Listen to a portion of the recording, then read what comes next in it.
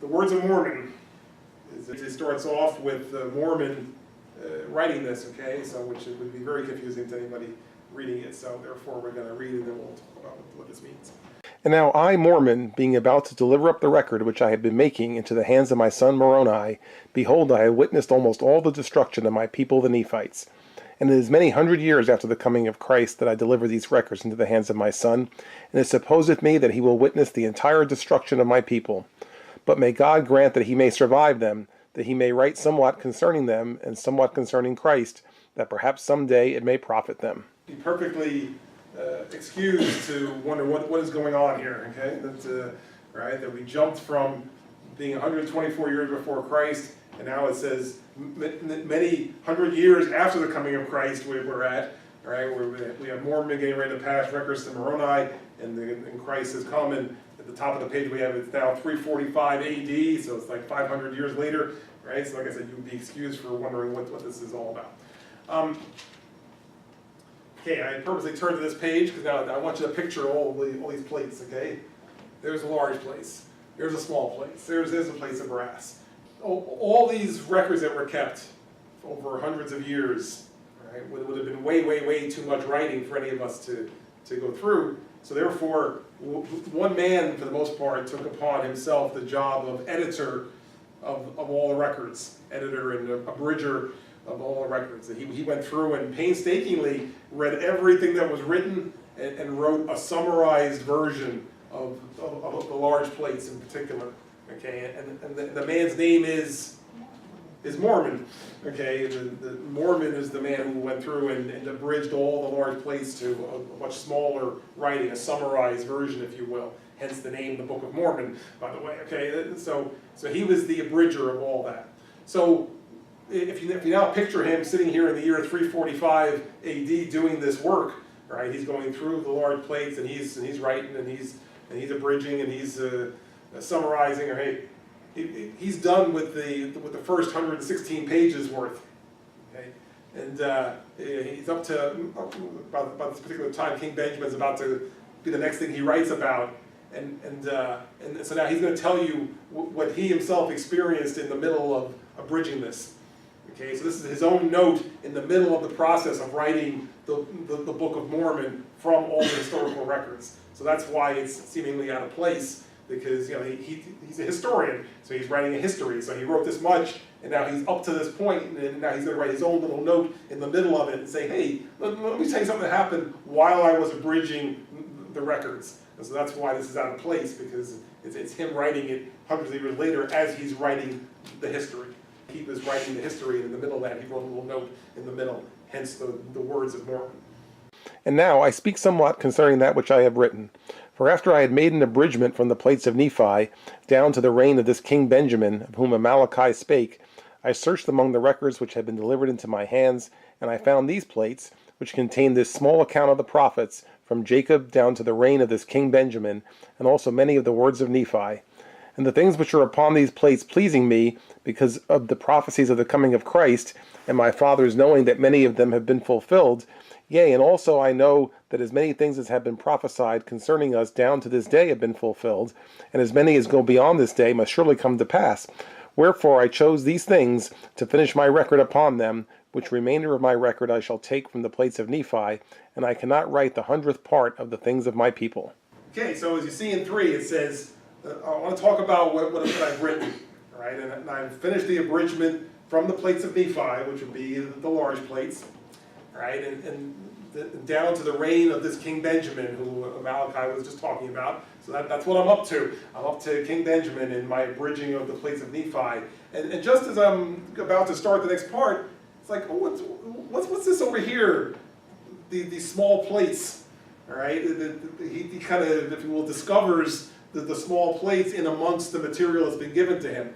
Now again, when you remember how much of a large place it must have been, I mean, again, we're not talking about a book this size, we're probably talking about stacks of, things, and so here in the midst of all this, it's like, oh, what's this here little book, all right? And he comes across the small plates, which as he refers to, here it says, towards the end of verse 3, it says, I found these plates which contain this small account of the prophets from Jacob down to the reign of this King Benjamin, also many of the words of Nephi. All all right, which, as you know, as we've been reading, that's exactly what we've been reading, all right, words of Nephi and Jacob through up to King Benjamin. Okay, so as he's looking at this, this is a cool record, all right, you know, this is very spiritual, and that's what it says, it's pleasing unto me, it's got prophecies of Christ, and now looking at it 345 years afterward, guess what? A lot of the things that were prophesied in this writing came to pass. All right, I've seen it all happen. So this is definitely valuable stuff, and I want to have in my book because it all came to pass. See, I've just been writing histories of wars and all that, and now here's some spiritual prophecies which came to pass. So I'm definitely going to include this in my book. So that's really what he's saying here, is that once he's read this, he says, yeah, I want this to be part of my final book. So I think he put the note in for a certain reason, and I think the reason is what was just said, because if you picture what the original manuscript must look like, it was the abridgment of the large plates down to King Benjamin, then the small plates story, which went back to Nephi and went to King Benjamin again. So assuming that the whole thing made it through to the book, you had the same story twice. Right? You had the same period of time covered, and then it would go back to the beginning, and then cover the same period of time again, and then finally to King Benjamin forward. So that would be confusing to somebody reading it. So you write a little note. You say, "Here's why it's like this." Right? Because I finished the original history, and now here's a spiritual view of the same period of time, and then we'll continue with the history with King Benjamin. Right? He not knowing necessarily that the first part was going to be lost when it was being translated. Right? The 116 pages that were lost during that process. But behold, I shall take these plates, which contain these prophesyings and revelations, and put them with the remainder of my record, for they are choice unto me, and I know they will be choice unto my brethren. And I do this for a wise purpose, for thus it whispereth me, according to the workings of the Spirit of the Lord which is in me. And now I do not know all things, but the Lord knoweth all things which are to come, wherefore he worketh in me to do according to his will. And my prayer to God is concerning my brethren, that they may once again come to the knowledge of God, yea, the redemption of Christ, that they may once again be a delightsome people. Okay, of course, what's being said here is similar to what we've just finished saying, right? That he's going to take these plates, put it with the rest of the record, and then we'll continue on with the writing.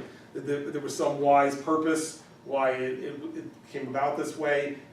Nephi said the same thing, by the way, when he started in a small place. He said, I'm creating them for some purpose. I don't know why, but I'm sure the Lord knows why he told me to keep a second record. And of course, the reason being that, even as he hints at it here, he says, I don't know all things, but the Lord knows all things which are to come. All right, so God would have known that the pages would have gotten lost when they were translated, even though nobody writing them would have known that. So here, God, for a good reason, had a second set of records kept, and backup plan. Okay, and of course recognizing that there's a good reason for these records to continue for the sake of, it says, his brethren, actually the Lamanite people in particular, which are the only ones who are going to survive this. And now I, Mormon, proceed to finish out my record, which I take from the plates of Nephi, and I make it according to the knowledge and the understanding which God has given me.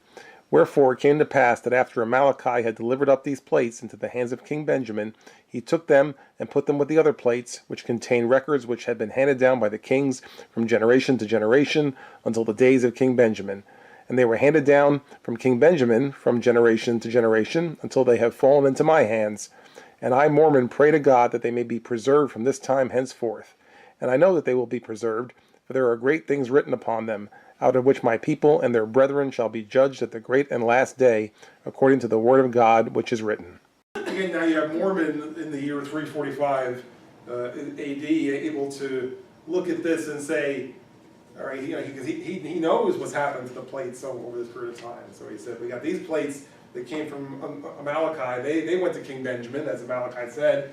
At the same time, the history was being kept and passed down, which is from king to king, down to King Benjamin, and then he continued on through the generations, as Mormon saying, all the way down to me, all right, that it was passed all the way down and with all the kings until eventually wound up in my hands, and that's how I got all this information, because I got these small plates that were given to King Benjamin, as well as the records that was passed from king to king through the generations.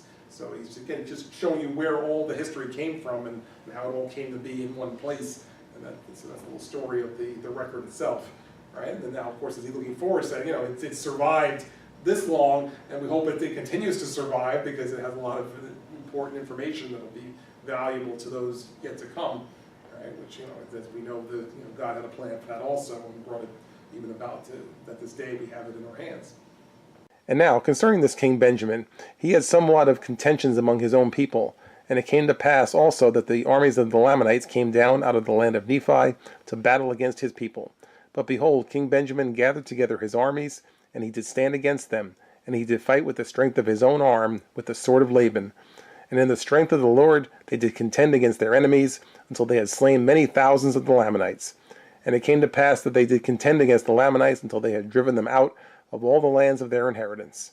Now he's just kind of like a little warm-up for what's to come, a little teaser here, right? That even before we start with the story of King Benjamin, he's saying, just a little bit about King Benjamin. And you see, he led the army himself, fought with his own hand. He used what's known as the sword of Laban. It was used to cut his head off, right? But even back then, Nephi had commented in the writing of what a great sword it was. It was really made the best material, the best design. So that's why he kept it. And then they used it, as you can see, and in fact they used it as a model to make other swords. All right, so that was an important possession that they had. But here, I guess the king got to use the actual sword of Laban. And it came to pass that after there had been false Christs, and their mouths had been shut, and they punished according to their crimes, and after there had been false prophets and false preachers and teachers among the people, and all these having been punished according to their crimes, and after there having been much contention and many dissensions away unto the Lamanites, behold, it came to pass that King Benjamin, with the assistance of the holy prophets who were among his people, for behold, King Benjamin was a holy man, and he did reign over his people in righteousness, and there were many holy men in the land, and they did speak the word of God with power and with authority, and they did use much sharpness because of the stiff-neckedness of the people. Wherefore, with the help of these, King Benjamin, by laboring with all the might of his body and the faculty of his whole soul, and also the prophets, did once more establish peace in the land. Really, all it's saying is that it's again summarizing a period of time here, right? That it says they went through a period of time with false prophets, even people claiming to be Christ, right, to be the Messiah. So we went through false Christ, false preachers, teachers, prophets. Went through all that.